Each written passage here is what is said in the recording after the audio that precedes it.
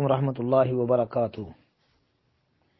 جی محترم بھائی نے لکھا ہے کہ سوال یہ ہے کہ پراندہ پہننا کیوں منع ہے جبکہ اس کو بال لمبے کرنے کے لیے بھی پہنا جاتا ہے۔ تو بھائی بال لمبے کرنے کے لیے مصنوعی سہارے نہیں لینے چاہیے، مصنوعی سہارے نہ لیں۔ اب بال لمبے کریں، تیل استعمال کریں، اچھے سے اچھا بہترین آئل استعمال کر لیں نا تو بال لمبے کر لیں۔